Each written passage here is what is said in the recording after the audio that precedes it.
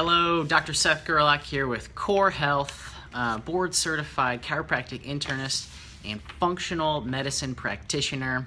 Today I'm talking about the skin and the gut. Did you know that your skin is really just a reflection of what's going on in your gut? Sounds crazy, right? Well, let me show you a quick example and I'll come back in more detail later. But this is a patient we had come in, and you can see here that the child had terrible eczema. It would bleed at night and just so uncomfortable and painful, itchy, just so bad. And after just a few months of working with him, you can see that cleared up. So what happened? We know that the skin, it's our largest organ in our body.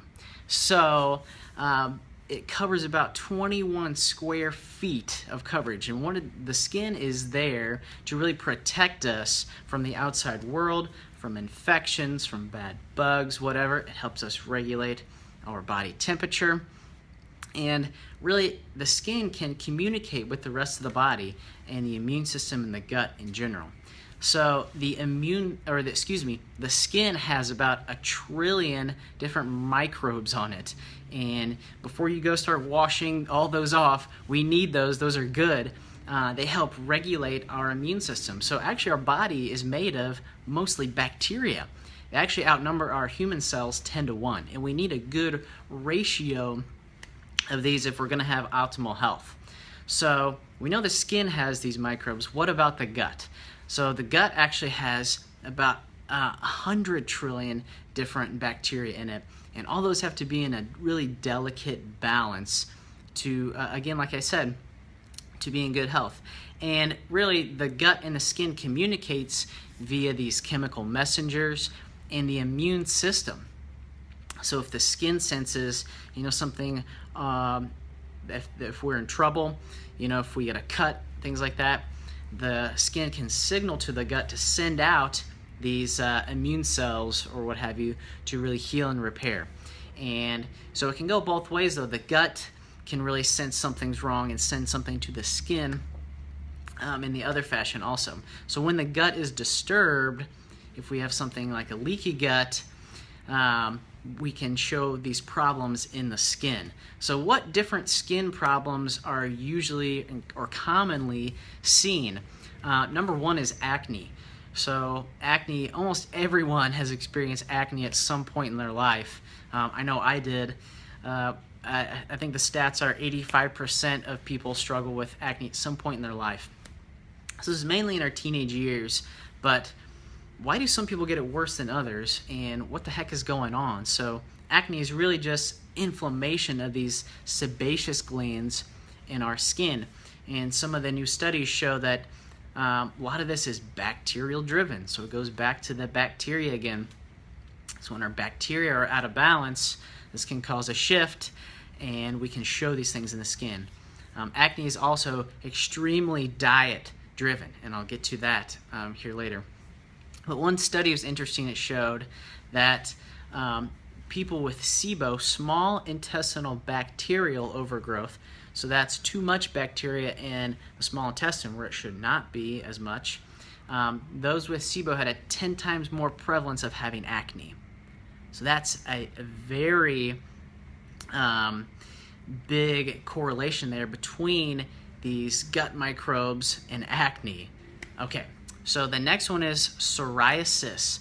So over 120 million people worldwide suffer from psoriasis. So psoriasis is an autoimmune condition. So autoimmune conditions are really where the body, the immune system, has lost the ability to recognize the outside world from our own body. And it's really just trying to protect us, but lines get crossed and our own tissues get attacked. So let's say type 1 diabetes, it's an autoimmune disease. The immune system attacks the cells of the pancreas that secrete insulin, or beta cells. Another one would be Hashimoto's thyroiditis. This is an autoimmune condition where the immune system attacks the thyroid and starts killing the thyroid. So psoriasis is just an autoimmune condition where the skin cells are attacked and they turn over too quickly. That's when we get the plaquing, the scaling, and things like that. And actually, another study showed that those with psoriasis are 4 times more likely to have Crohn's disease, which is an autoimmune disease, and 7 times more likely to have ulcerative colitis, another autoimmune disease. Both of these are in the gut. Very interesting, right?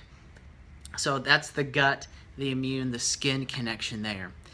Another skin condition we see is eczema, like our patient we just showed you here. And a lot of eczema happens actually, in toddlers and kids and things like that. And they're taken to the pediatrician and they're given medications or creams or ointments and things like this. But eczema is also classified as an autoimmune response. So my thing would be to think, not what can we put on it, whereas these moisturizers, these creams can maybe dampen the symptoms a little bit, yes, but we also need to figure out what's causing this immune system to trip in the first place, to have these skin sensations here that we do. So that's what I would look towards, and that's what a good functional medicine doctor would look towards also. So can skin conditions be reversed? Like we just talked about, the common things that are used today to treat these skin conditions, whether it be acne, rosacea, psoriasis, eczema, acne, I don't know if I said that already, but what's usually used for these are steroids. So steroids, what they do, they dampen, calm down, tell the immune system to go quiet. So now steroids can become a problem long term because we need our immune system to be robust, to fight off infections or parasites or whatever we need it to do. So suppressing the immune system long term is not good for our health. And again, it goes back to fixing the cause or addressing the symptoms. Another thing would be things like ointments and creams and moisturizers. Like I said, these can be good at treating the symptoms, but are they really looking at the cause? And what we really do, we go back here, let's look at our little kid again, this poor little kid suffering with terrible eczema up in the middle of the night, scratching and bleeding so bad. What we did, we really switched up the diet, and we healed and sealed the gut, repopulated the gut, and you can see just massive difference here, just in a couple of months. So it just goes to show the gut-skin connection, how important the gut is to maintain so we can have healthy, vibrant, glowing skin. So what causes the gut and this immune system to go awry in the first place? So the gut really it's a bunch of cells lined up like a castle wall, let's say. And what happens is, over time, if we're exposed to certain things like I'm going to talk about here, the gut wall, the gut lining can start to come unglued, unzipped, and it starts to look like a colander instead of a bowl. Now this becomes problematic because we have certain things that should not be in our body that now are leaking into our body. And this is called a phenomena like leaky gut, if you guys have heard of this. So what causes this? Number one is diet. Standard American diet is full of inflammatory fats and grains and sugar. Dairy is another huge one. Gluten is probably the biggest one that unzips, unlocks that gut, leading to all these immune problems. So number one would be avoiding these foods like the refined grains, the glutens, dairy, sugar also. These are all big ones to avoid. Another one would be stress. Stress is huge because when we're stressed, what happens is we're in fight or flight mode. We're trying to stay alive. So our body will take these amino acids and parts of our body and use it up as fuel to stay alive. And a collateral damage is that the body will use up our gut lining for energy. And that just erodes it even further, leaves us more prone to these immune problems. Another cause of why our gut can become leaky, lead to this immune system problems and skin problems would be medications. Antibiotics is the #1 for sure. So remember how we talked about how important these bacteria are for our health. We've got bacteria in our skin, in our gut, all over our body. Well, antibiotics, what they do is they kill these bacteria. Not only the bad, they kill the good also. So that disrupts our balance of bacteria, and that's when we can have enormous health problems. Other medications would be non-steroidal anti-inflammatories like Advil, Aleve, ibuprofen, Tylenol. All these things are, not only do they cause stomach bleeding, but they can also unzip that leaky gut, and they cause damage to that mucosal lining in the gut also. Not a good combination. Another one people don't think about is birth control pills. Millions of women are on these in America, but they directly cause leaky gut, opening up that lining, stimulating that immune system, and all bets are off from there.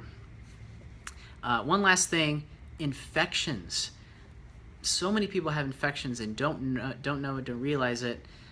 Infections in the gut. So H. pylori, parasites, candida, fungal overgrowth.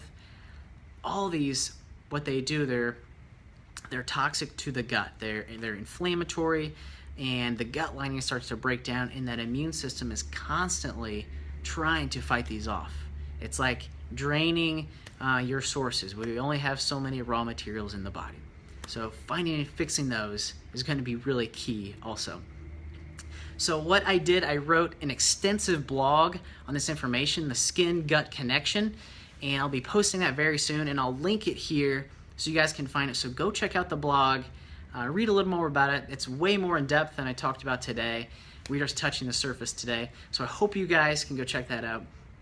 If you have a skin condition, if you know someone who has a skin condition who's struggling, they don't know what to do, share this with them. Tag them in it. Give me a like or a love. That's how we share the message of natural health and healing, that the body can heal from the inside out, that we're meant to be healthy. So help me do that. Thank you guys so much for watching this, and I hope you have an amazing, amazing week. Take care.